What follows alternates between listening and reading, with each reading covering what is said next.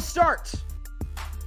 Oh, this hurts. At number 10, it's the Green Bay Packers. The Packers are the 10th best team in the National Football League, and here is why. So, not many teams have played better than Green Bay over the last couple of months. So Green Bay was 3-6, looked dead in the water, looked like they were in a position where they could miss the playoffs, might be in the business of going and replacing Jordan Love. Since then, they won 6 of their last 7 games, were able to get into the playoffs as the 7 seed. They'll have a tough task ahead against the Dallas Cowboys in Dallas, where Dallas has lost since 2022. But Jordan Love's been one of the best quarterbacks in the league this season, second in touchdown passes to Dak Prescott, beat Brock Purdy in that regard, with Purdy sitting out in Week 18. Listen, I had questions about this kid coming in. Especially a few games into the year, I didn't like his pocket awareness. Decision-making wasn't good. Just didn't seem all that comfortable. As time went on, he looked about as comfortable as a quarterback can look. Pocket was good. Green Bay's got a good O-line. Really good young receivers. The big issue with this team, though, is defensively. They are awful on the defensive side of the football, and I don't trust Matt LaFleur much situationally down the stretch of close games. But props to the Packers. Win, lose, or draw. Well, there is no draw in the playoffs. Win or lose, regardless of how far they go, if they get eliminated this weekend, whatever the case may be, they can hold their heads high going into 2024. This was a very successful season, given the expectations and the hopes and dreams for Jordan Love for the Green Bay Packers. The Packers are the 10th best team in the National Football League going into the postseason. At number 9, up a spot from last week, it is the Houston Texans. The Texans are the 9th best team in the National Football League, and here is why. So Houston, I had them at the number 10 last week. They were in a position where they could miss the playoffs had they lost to the Indianapolis Colts. They got out of their division rival skin of their teeth. C.J. Stroud was nothing short of phenomenal. Multiple touchdown passes, passer rating over 120 in that game against the Colts. C.J. has been probably the greatest rookie quarterback we've ever seen in our lifetimes. Over Dak, over Big Ben, had a great rookie season. Andrew Luck, doesn't matter. This is one of the best rookie quarterback seasons, the best rookie quarterback season, rather, we've ever seen. You have a head coach in D'Amico Ryans, who has changed his culture, has changed his defense. They've done a great job, especially against the pass this season and as well as against the run.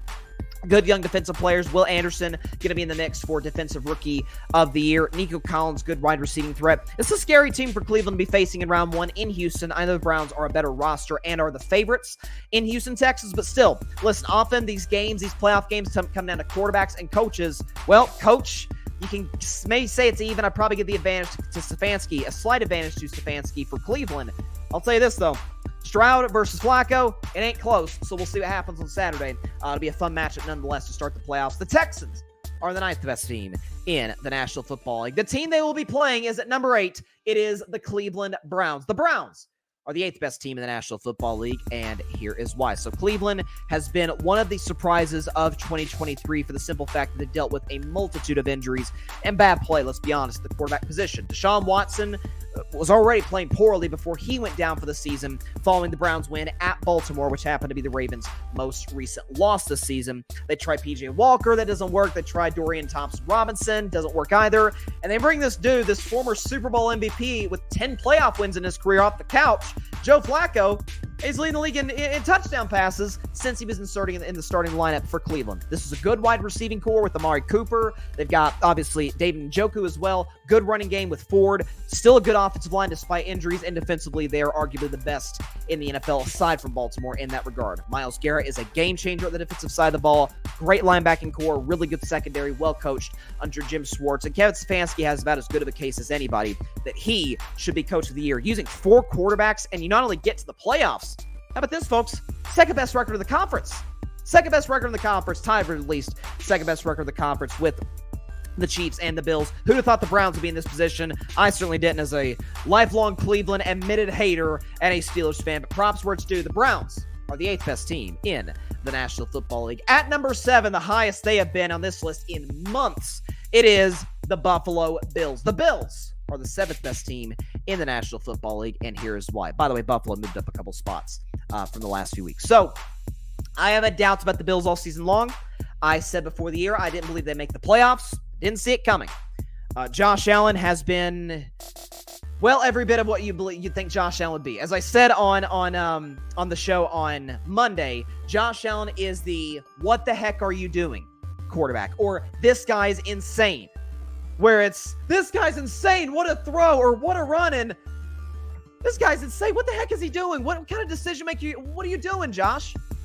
You never know what you're going to get from Josh Allen. If it's good, it's amazing. If it's bad, it's terrible. When it rains, it pours, so to speak. But listen, this is the Buffalo Bills team that has won 5 straight games, that has established an excellent running game. They've run for over 100 yards in each of their last 5 football games. Defensively, they played well. Rasul Douglas was a great get from the Green Bay Packers. Green Bay could really use him right now, given how bad their defense has been. Sean McDermott was in the hot seat, not saying he isn't still on at least the lukewarm seat, but it ain't near as high as it was about a month ago. Josh Allen has played pretty darn well over the last month. I still have questions about this team in regards to whether or not they can take care of the ball offensively, and against the elite quarterbacks, can they perform? We've seen them do it against Mahomes and Dak in the last month. They're not facing an elite quarterback this weekend, and my guy Mason Rudolph, I hate to say it, Mason, but it's not going to work. But let's see if Buffalo does. I'm still not really sold on them as a Super Bowl contender because I have no clue what team I'm getting on a week-to-week basis. But I got to give love where it's due. They've been arguably the best team in football over the last month. The Bills are the 7th best team in the National Football League. At number 6, staying right where they were at from a week ago, it is the Los Angeles Rams. The Rams are the 6th best team in the National Football League, and here is why. So, simply put, talk about the Bills being the best team the last month. Well, the Rams have been the best team of the last 2 months, and it's not particularly close. If you look at Los Angeles in the last 8 games, they're 7-1, which is the best record in the sport. Points per game differential is 6th. Points per game in general is 4th. Total yards per game, 2nd. Over almost 400 yards a game, 385 per game, 2nd in the NFL. And 6th, Matthew Stafford is 6th in the NFL in passer rating. And by the way, shockingly, I couldn't believe this when I saw this today, made his 2nd Pro Bowl. I was shocked to see this. Matthew Stafford's only made 2 Pro Bowls, but nonetheless, he's been on a heater as of late. Puka Nacua is the best rookie wide receiver we've ever seen, kind of like the best rookie quarterback we've seen is C.J. Stroud. Cooper Kupp is still an effective player. So is Kyron Williams. It's still a solid Rams offensive line. They did a good job of rebuilding it over the offseason. Aaron Donald is still on the defensive side of the ball and still getting triple teamed, so you got to respect him. They have a really good young linebacker over there, and we know Sean McVay is one of the most brilliant coaches in the NFL, top 5 as far as I'm concerned. As far as, I'll tell you, Detroit about to get into, this is the absolute last team. Forget the Stafford coming back to Detroit thing. The Lions have worked so hard this season, and they get the Rams in round 1. By the way, props to the Rams with Carson Wentz winning last week against the 49ers with Carson Wentz. Playing pretty darn well, I might add, as a Wentz skeptic at starting quarterback. The Rams are the 6th best team in the National Football League. At number 5 is the team that they're going to be playing on Sunday night. It is the Detroit Lions. The Lions are the 5th best team in the National Football League, and here is why. When I was putting together this list coming into tonight's show, this was the biggest debate I had. Is it Rams, is it Lions? Is it Rams, is it Lions? I decided to go with Detroit with a slight edge for the simple fact that even without Sam Laporta, who's unfortunately out, who got hurt against Minnesota, which sucks for the Lions, I still like the way that they're coached offensively. Ben Johnson, I think, can go toe-to-toe with Sean McVay in terms of play calling. Jared Goff's having arguably the best season of his career. They still have Jahmyr Gibbs, David Montgomery. Amon-Ra St. Brown is the most underrated receiver in the sport. I don't know why this guy isn't getting the love that he deserves. I think he had about 1,400 receiving yards this year. He's been unbelievable. Jamison Williams coming back from the suspension and a down rookie season has been nothing short of spectacular this year for the Detroit Lions. I have concerns about this defense, but for what it's worth, Dallas is as dominant as a team there is at home. The most dominant team at home this season, especially offensively. Detroit held them to 20 points in Dallas. So this is a Detroit team that can get to the quarterback, Aiden Hutchinson. I have concerns about the secondary. I have concerns about the fact that they sometimes seem to feast on bad quarterback play. They won't be getting that on Sunday against Matthew Stafford, that's for sure. I picked this Lions team to make the NFC title game before the season. Don't feel as confident about that now, but today, they are the 5th best team in the National Football League. At number 4, it is the champs. It is the Kansas City Chiefs. The Chiefs are the 4th best team in the National Football League, and here's why. So, my thing with Kansas City is this, and I said this all the way back in Week 15, when they beat the New England Patriots. I said this is very ironic, especially with them beating New England, given the dynasty that they had 20 years with Brady and Belichick. This, to me, is the classic Patriots team of that 20-year run. Awesome quarterback Brady, coach who specialized on a certain side of the ball, Belichick defense, read offense, all-time great tight end, but kind of aging, and an excellent defense, what the Chiefs undeniably have. Chris Jones is having, not a great statistical output this year, but in general, if you look at the film, Chris Jones has played well. The secondary, the young secondary, Kansas City, has been very good. L'Jarius Sneed is probably should have been a Pro Bowler, one of the better corners in the NFL this season. Linebacking core is good. Nick Bolton coming back. This Chiefs team is a team that can hold you to under 20 points. And fact of the matter is, for Kansas City, if they can stop turning the football over, they're being in good shape. So Mahomes has struggled with the turnovers this year. The Chiefs defense doesn't really take the ball away a lot. I think they're bottom 5 in the NFL in terms of turnover differential. So the fact of the matter is the Chiefs have to fix that. But listen, this is the last team we talked about with Detroit drawing the Los Angeles Rams. If you're Miami, you could not have gotten a worse draw. Forget the weather. It's going to feel like minus 15 in Kansas City on Saturday nights. But you draw the defending champs. You draw the best quarterback on earth, the best coach on earth, one of the greatest playoff performers ever in Travis Kelce, and the best defense the Chiefs have had in the Mahomes era. I still believe this team could get to the Super Bowl. They were my preseason pick to win it all. Still feel good about that, and I do still believe in the Kansas City Chiefs. The Chiefs are the 4th best team in the National Football League. At number 3 is the team that I had them beating in the Super Bowl before the season. It is the Dallas Cowboys. The Cowboys are the 3rd best team in the NFL, and here is why. Well, simply put, they had this guy at quarterback. You might have heard of him by the name of Rain Dakota Prescott, who led the NFL in touchdown passes this season and completion percentage, mind you. And Dak, in general, had a remarkable year in the sense that he was also 2nd in the NFL in passer rating, 3rd in pass yards, 4th in interception percentage, in a good way, only 1.5 interception percentage per pass. And in terms of yards per pass, yards per attempt, he was top 5 at number 5 in the National Football League. He is far and away the best quarterback in the NFC East and, NFC in general, and is a top 5 quarterback. And CeeDee Lamb,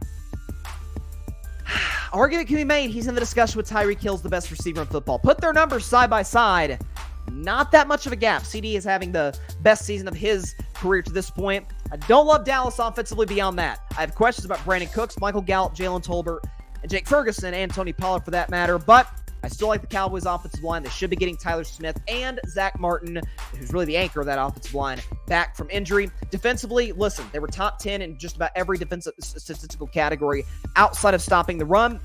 They're kind of a bend but don't break defense that's capable of taking the ball away when you're most vulnerable. Micah Parsons led the NFL in pressures this season, so the Cowboys should be in good shape defensively. Mike McCarthy's done a much better job than people have given him credit for. 3 straight years of winning 12 or more games. The Cowboys, I still think they're going to win the NFC, are the 3rd best team in the National Football League. The team that I think they will beat in the NFC Championship game 2.5 weeks from now is my number 2 team. It is the San Francisco 49ers. The Niners are the 2nd best team in the NFL, and here's why. I'll say today what I said all the way back when I debuted this segment way back in week 1. This is the best roster, even including Baltimore. It's the best roster in the NFL top to bottom. I keep saying, if Brock Purdy is the weak link of your team, a point that I don't totally disagree with. I'll detail that more on Friday. If he's the weak link, you're in good shape because Brock Purdy, all he did was lead the NFL in pass rating. Kyle Shanahan, one of the smartest coaches in the NFL. They did lose my man Talanoa Hufanga, one of my favorite players in the NFL to watch defensively for the season earlier this year. But Fred Warner, Drake Greenlaw, best linebacking core we've seen in years on that defense. Great pass rush, Nick Bosa. You still have Armstead. You still have plenty of guys out there on that team for the San Francisco 49ers as well. Chase Young. Offensively, it's the opposite of the Patriots. Patriots have an empty cupboard. Niners have an overflowing cupboard.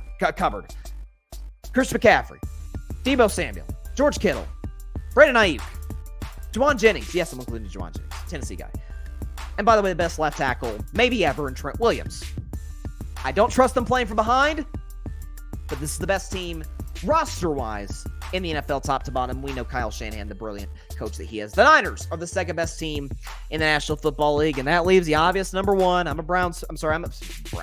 Ugh, couldn't catch me dead in a Browns jersey.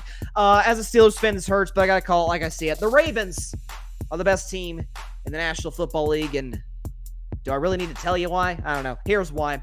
Lamar Jackson's going to win league MVP. I believe deservedly so. He had a remarkable season. You have Mark Andrews out for the year, and he's able to make it work. Zay Flowers having a great rookie season. Odell Beckham Jr. Kind of having a resurgence in a certain regard this year with the Ravens. This is the best defensive football top. It's not even a contest. They lead the NFL in takeaways, lead the NFL in scoring defense. I saw a stat the other day that I'm trying to pull up with the Baltimore Ravens and how dominant that they have been. And they also lead the league in sacks as well. So they get to the quarterback, they take the ball away, and you don't score a lot of points on them as a result in large part of the 2 things that I just mentioned. Offensively, they got weapons. They got Zay Flowers. They got Odell Beckham Jr. Isaiah Likely, because of Lamar, has all of a sudden become a household name. And we know John Harbaugh is one of the better coaches in the league as well. The only concern, I maintain this, I don't trust them holding a lead. They're the opposite of the 49ers. Don't trust the Niners when playing from behind. Don't totally trust the Ravens when playing from in front. You're like, are you kidding me? They're the best team in the league. Since 2020, with Lamar, with John Harbaugh, with a lot of these same guys, they lead the NFL in blown double-digit leads. So that concerns me for the Baltimore Ravens. Outside of that, amazing roster, top 3 quarterback in Lamar Jackson, likely MVP for the second time.